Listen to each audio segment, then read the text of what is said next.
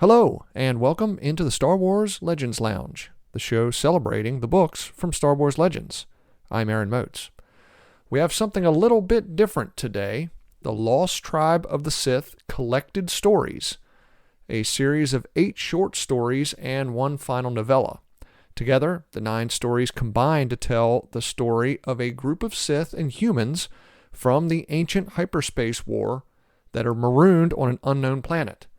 They quickly take over the world and rule over the natives, all while they're waiting to be rescued. But before we get into the book, let's talk about the upcoming schedule. If you follow the show on Twitter, you can see what books I'll be talking about through early October. And I need to say thank you to my niece, Olivia, who helped pick them out. I picked out 5. Olivia picked out 5. She doesn't really listen to the show, but I hope to play this opening for her in the near future. Thank you, Olivia. No emails or Twitter messages this week, but if you want to contact me, you can email swlegendslounge@gmail.com or send me a tweet at legendslounge1. Ask a question or leave a comment. Legends, canon, books, shows, movies, whatever. I've never been into comic books or video games much, so maybe you all can educate me on those. Anyway, it's always fun to chat. Now, it's time to talk about today's book, Lost Tribe of the Sith, The Collected Stories, by John Jackson Miller. Let's head in to the Star Wars Legends Lounge.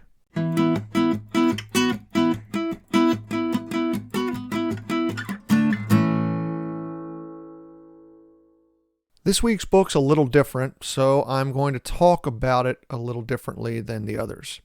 Before I go into what happens, how about a little backstory?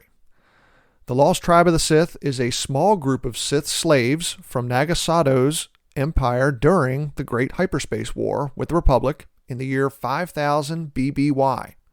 They consist of humans and the red-skinned Sith species. They were members of the Omen, a mining ship in Nagasato's armada, part of his invasion force. The story collection is a prequel of the Legends series of books, Fate of the Jedi, that takes place in 43 ABY when Luke Skywalker and his son Ben and Jaina Solo discover the hidden Sith group as they try to expand throughout the galaxy. Now, the first 8 stories of the book were released online in ebook form from 2009 to 2012. And then the final novella was included in this collection when it was published in July 2012. The stories span over 2,000 years and then continue on in a comic series that to this point I have not read. So let's get into the book, and I'm going to give you the very abridged version to keep from spoiling things too much, especially the 8 short stories, which are really just 3 or 4 scenes each. The first story is called Precipice. It begins with the Omen crash landing on a mountaintop on Kesh, an unknown planet that has a very powerful magnetic field that makes off-world communications almost impossible. Now, many of the passengers and crew are killed in the crash, but 355 survive. The Omen was carrying lignin crystals for Nagasato. These crystals are attuned to the dark side of the Force and were used to make powerful lightsabers. Omen's captain is a human named Yaru Corson, who tries to organize the survivors. His brother Devor and his brother's wife Sela and their infant son help Corson and distribute rations. Most of the survivors are human, but nearly 100 of the purebred Sith survive too. The survivors start fighting almost immediately, including Corson and his brother. The two race each other back up the mountain to the Omen to try to contact anyone from Nagasato's fleet, but nothing on the ship works. Corson orders his brother back to camp, but Devor attacks. As the two struggle, the Omen rocks, causing Devor to lose his balance. Corson force pushes Devor out of the front viewport. Finally, Corson pushes his brother off the edge of the mountain into the ocean.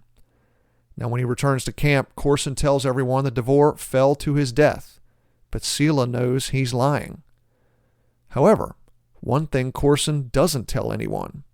While he and his brother fought on the mountaintop, he saw a winged reptile fly past them, and on its back was a rider. Skyborn is story number 2.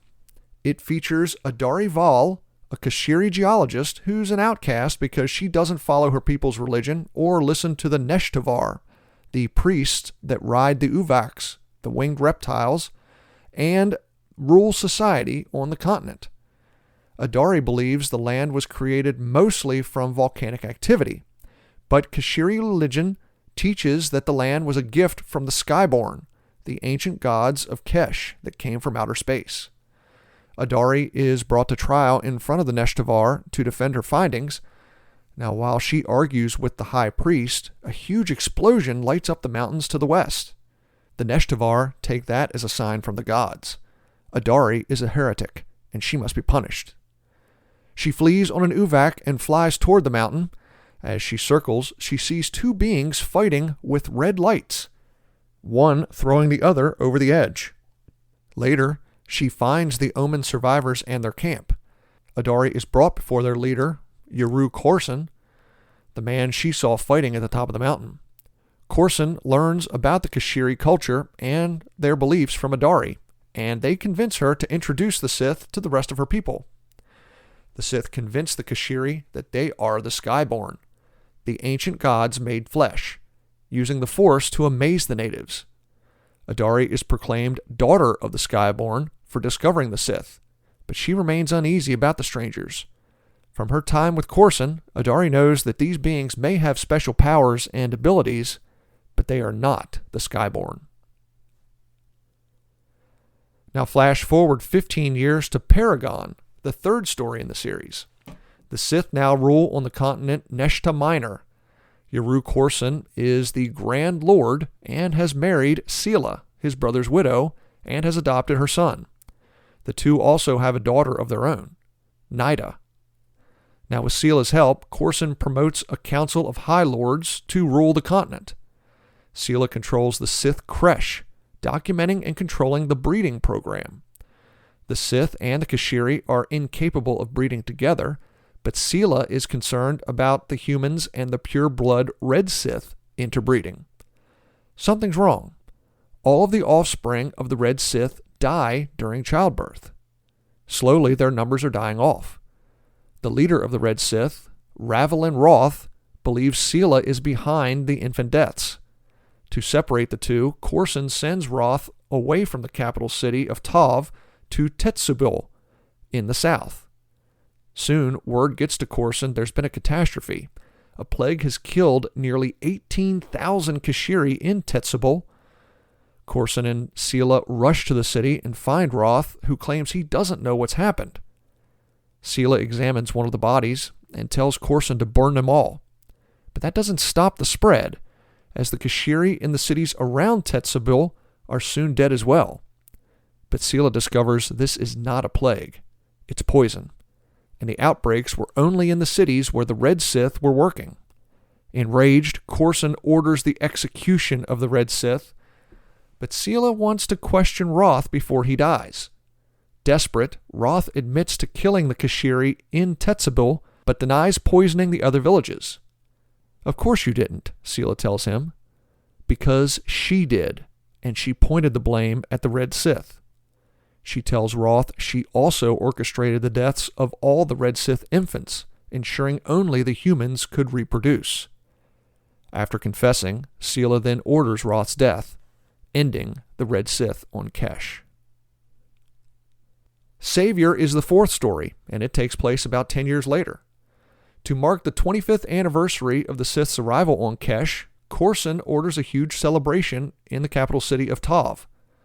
In addition to the Skyborn, the Kesh celebrate Adari Val, but unbeknownst to them, Adari has led a secret Kashiri underground, vowing to free her people and rid the world of the Sith. It's taken decades, but Adari believes the time to strike is soon. But Korson isn't only in danger from the Kashiri. Sela has hidden her hatred over the death of her first husband, Devor, since that first night that the Sith landed on Kesh. And now that her son, Jared, has grown and trained, The time is right to get her revenge. Coruscant's great celebration ends at the mountain temple built over the Omen.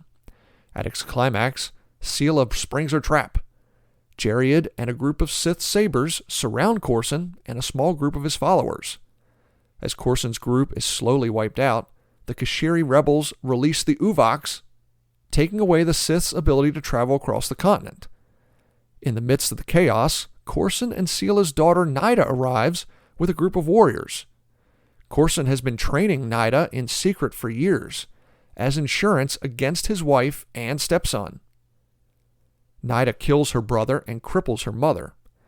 Now Coruscant dies from the injuries he sustained in battle, leaving Nyda as the new Grand Lord of the Sith. Nyda imprisons her mother, unable to walk, in the temple and orders all roads up the mountain sealed. As the battle ends, Adari and the Neshtavar take their 1,000 Uvoks and fly east over the ocean. 700 of the Uvoks die from exhaustion, but Adari and 300 others find a small island to land on, finally freeing themselves of the Sith. Flash forward 1,100 years, and it's Purgatory, the 5th story in the series. This story follows Ori Katai, daughter of High Lord Kandra Katai. They're sponsoring one of the Rake Riders in a gladiatorial contest honoring the new Grand Lord Lilia Ven. But shocking everyone, their rider tries to assassinate Ven during the competition. Kandra is arrested, but Ori flees to their estate, hoping to find something to prove her mother's innocence. However, the new Grand Lord uses the assassination attempt to eliminate her political enemies, executing 2 other High Lords and confiscating the Katai estate. Ori flees into the countryside with nowhere to go except to the home of Jelf Marion, a human slave and vegetable farmer. Jelf convinces Ori to stay with him until the heat dies down in Tav. For days, Ori helps Jelf with the farm, hating every minute of it. And she hates it when he leaves her alone on his daily trips upriver into the jungle. But that's where the best soil is, he argues. However, on one of his trips, the Sith find Ori alone at the farm. They kill her Uvok and take her lightsaber. They give her a shovel as they leave, the symbol of human slaves. Ori flies into a fit of rage, taking the shovel and destroying the farm. She winds up in the barn where, under a huge manure pile, she discovers something amazing. A starship. Realizing the ship is the way back into society, and possibly the way for the Sith to finally leave Kesh after a millennium, Ori heads back to Tav. As night falls, Jelf returns and finds his ship uncovered. An Auric-class Jedi starfighter. As a member of the Jedi Covenant, Jelf has vowed to eliminate the Sith, and now he must stop Ori from revealing his presence, by any means necessary. Story number 6 is called Sentinel. Jelf Marion is chasing after Ori Katai to keep her from telling the Sith about his Jedi starfighter. Ori sneaks into the city of Tav and finds her mother Kandra shoveling manure at the Tav Zoo. When she tells her mother about the ship, Kandra tells Ori there are only 4 High Lords remaining that she can trust. Ori tells them about her discovery, but Jelf finds Ori right before she's able to leave the city. When she says the ship will allow the Lost Tribe to return to the Sith Empire, Jelf tells her there is no more Sith Empire. The Sith lost the wars centuries earlier, and were all wiped out. If the Lost Tribe tries to leave Kesh, he says, the Jedi Covenant will destroy them. He convinces Ori to return with him to the farm to hide the ship, but the Sith arrive right before them, led by Grand Lord Ven. The aged Sith climbs into the pilot's seat and begins to lift off, shouting that she's about to return the Lost Tribe to the stars. But Jelf has rigged the fighter with explosives to prevent it from being stolen by the Sith. As the ship starts to rise, 2 of its proton torpedoes explode, destroying the ship and the entire farm. Jelf and Ori avoid the fireball by jumping in the river. With nowhere else to go, the two exiles travel deep into the jungle and disappear. Now the book jumps ahead 900 years to 3000 BBY for the seventh story, called Pantheon. This story follows Varner Hiltz, an old man who's the caretaker of Sith history on Kesh. Since the death of Grand Lord Ven nearly 1,000 years ago on what is called the Night of the Upside-Down Meteor, the Sith have devolved into chaos with several factions fighting for power. Ileana Mirko is the leader of one of the factions, the Sisters of Sela, and she wants Hiltz to change the history that he has to announce on the upcoming Testament Day, a celebration established nearly 2 millennia ago by Nida Corson, who ordered that the caretaker read her father, Yaru Corson's testament every 25 years on the anniversary of his death. Ileana wants Hiltz to make the history more favorable to Corson's wife Sela, but several rival factions vow to stop her. Hiltz stops the groups from rioting in the capital by saying he couldn't change the history even if he wanted to. As caretaker, he doesn't actually read the history. He simply opens Corson's holocron, and the former Grand Lord speaks his testament himself. The recording is the same as it's ever been, but just as it ends, Hiltz discovers that it had been recorded over something else. Now the hidden recording reveals the lost tribe weren't conquerors, but actually slaves to Nagasadao, a hideous red-skinned monster. Horrified, the Sith riot across the continent, but Hiltz is convinced there's more to Corson's message, and to find it, he decides to climb the mountain back to the ancient temple and re-enter the Omen. Story number 8 is called Secrets, and it picks up right as the previous one ends. It begins as Varner Hiltz enters the temple built above the Omen. Hiltz is looking for more information about the original Sith that landed on Kesh in hopes to stop the riots across Keshta Minor. He's followed by Ileana Mirko of the Sisters of Sela, but that's not all. Members of the Corsonites, the Golden Destiny, and Force 57 have also followed him. Together, the group searches the temple and finds Corson's original throne room with a map of Keshta Minor on one wall and another wall covered with blank slates. Using the Force, Hiltz removes the slates, and the group stares in awe at what he unveils. A map of another continent, much larger than Keshta Minor. Yaru Corson had discovered its existence 2,000 years ago when going over the recordings the Omen took when it crash-landed. The younger Sith are confused, but Varner Hiltz understands what the discovery means.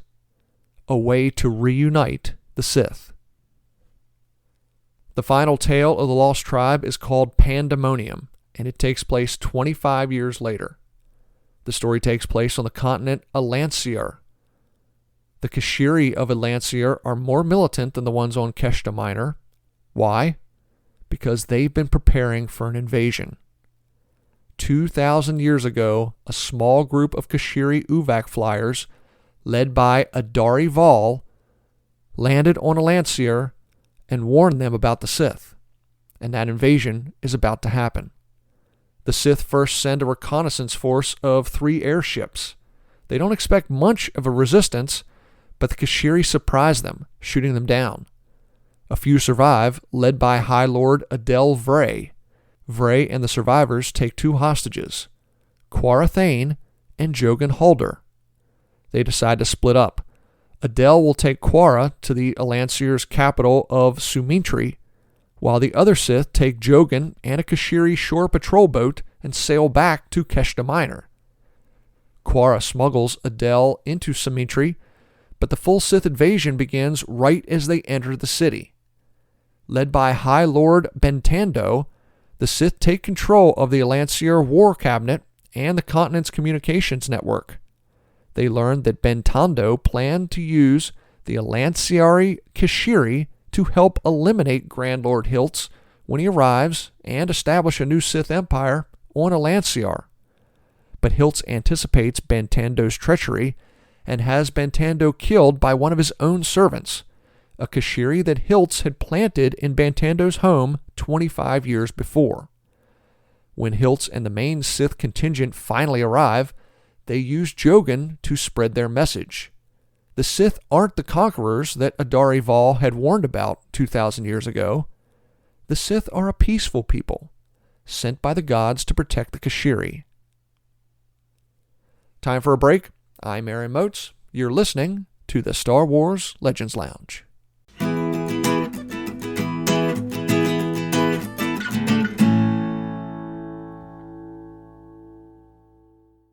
Hey everybody, allow me to recommend a book from Star Wars canon, Battlefront Twilight Company by Alexander Freed. Inspired by the video game Star Wars Battlefront, Twilight Company tells the story of the 61st Mobile Infantry as they battle Imperial forces on multiple worlds throughout the Mid-Rim. The fighting is brutal and dirty. The soldiers are cynical and bitter, but ferociously loyal to one another. If you want to see the gritty, ugly side of the Galactic Civil War, check it out. That's Battlefront Twilight Company by Alexander Freed.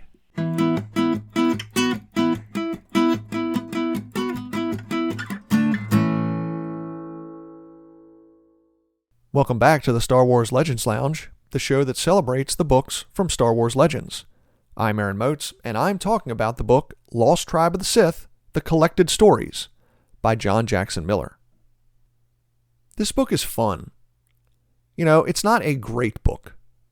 It's fun. And that's all that I need it to be. One of the things I find really interesting about the book is the thought that there is a group of Force users out there that don't really use the Force in the same way that the Jedi and Sith do. I've talked about that previously on the show. Now, are these Sith? They call themselves Sith. I'm not convinced that they are Sith, but that's what they call themselves. They are Force users, and they are dark side Force users.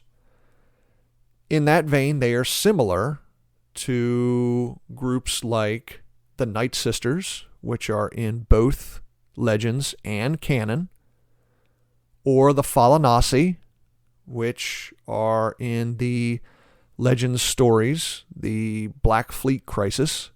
Of course, they are light side users that don't use the Force in the same way that the Jedi do.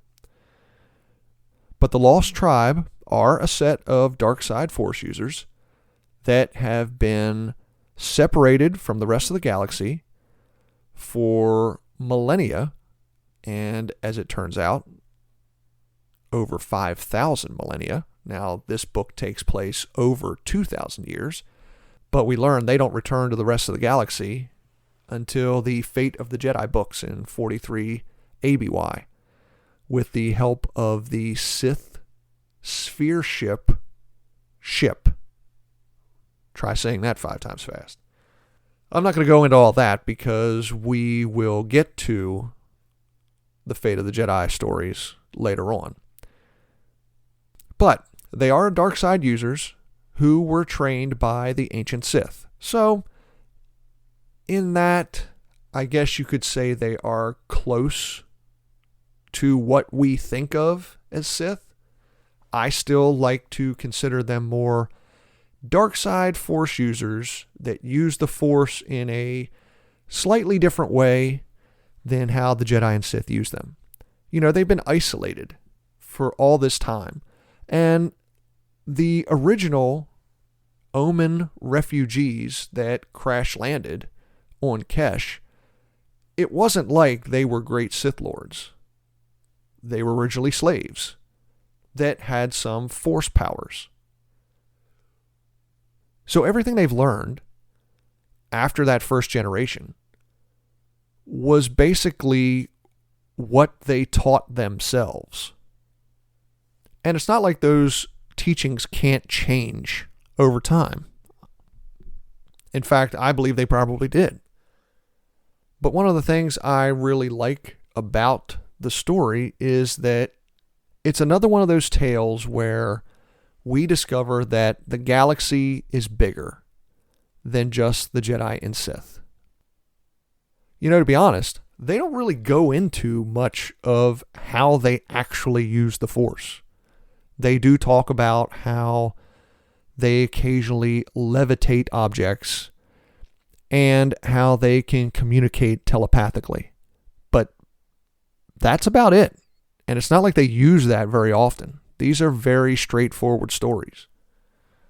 Now, one of the things that they do have in this book, which they have in a lot of legends, is a different type of crystal to make a lightsaber. In this story, it's lignin crystals, which are made from lignin ore, which is an ore that's attuned to the dark side of the Force, and that's why it can be used to make very powerful dark side lightsabers.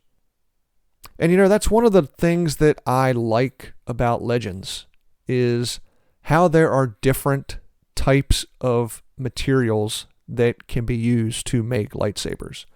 One of the few things I am not a fan of in canon, and full disclosure, I like most of canon, and I like the fact that there is a continuity for most of canon. Now, we all know that there are some things in canon that the continuity is a little messed up. But one of the things that I'm not a fan of in canon is how the kyber crystals are talked about and how they're used. I'm not a fan of how the crystals have a living aspect of them. And the part that I have problems with the most are how dark side Force users have to quote unquote bleed the crystals in order to make red lightsabers. And then how those crystals can be quote purified unquote, which creates Ahsoka Tano's white lightsabers. I'm more just a fan that the crystals and the Force users call out to one another. If you're a light side Force user, crystals that have a leaning toward the light side call out to you. If you're a dark side Force user, crystals that have a dark side leaning call out to you. But it is what it is. Anyway, I do like how in Legends there are different types of crystals that are used to build lightsabers. In this story, we have the lignin crystals. In another story, a Krayt Dragon Pearl can be used to power a lightsaber. It's just my preference. Now, is there anything about this book, actually, I guess it's a compilation of stories. Is there anything about this compilation of stories that we could probably see in canon? I would say no, although I still say it's very easy to take stuff from the ancient past in Legends and make them canon. So far, the only thing we have in canon are references to the Sith War. The only thing we have any detail on are the books in the High Republic series. So anything from 5,000 years ago, beginning with the Great Hyperspace War, or anything before that, Nagasato, Exar Kun, Ulic Qel-Droma, Nomi Sunrider, any of those characters could be made canon. I don't look for this book or this set of stories to be made canon, however. If it is, I don't think it'll end up the same way. I don't think that we'll soon discover this lost tribe of the Sith 43 years after the Battle of Yavin. I think if there is a lost tribe of the Sith made into canon, it more likely to be found prior to when the Bane books take place. So maybe they were lost for 3,000 years, but then eventually they were discovered. I think that would be far more likely and probably make a whole lot more sense than if they were discovered post Rise of Skywalker. And the second part of the book that could easily be made canon is the alien species of the Kashiri. They are described as humanoid with a faint purplish skin. we already have humanoids with faint bluish skin in the Chiss, I just picture the Kashiri as very similar. That is one thing I think canon does a pretty good job of, is talking about the various alien species of the galaxy. And I think it's easy to just introduce more. I mean, we know of tons of planets where life is throughout the galaxy. Why couldn't there be a planet that's not as technologically advanced with a species like the Kashiri? I think that'd be easy. So, I know I'm running long here. Let's wrap it up. On the next episode, we're going to go with a book from many people's favorite Star Wars author, Timothy Zahn. And we're going to talk about Outbound Flight. So if you guys want to read along, you got 2 weeks till Outbound Flight. Until then, if you'd like to get in contact with me, please email the show at swlegendslounge@gmail.com, or you can always send me a tweet at legendslounge1. Ask me a question or send a message. I'd love to hear from you. And if you go to the show's Twitter account, you can find the schedule of the upcoming next few books. Thank you so much for listening to today's episode of the Star Wars Legends Lounge. I'm Aaron Motes. Remember, there's always a bit of truth in legends.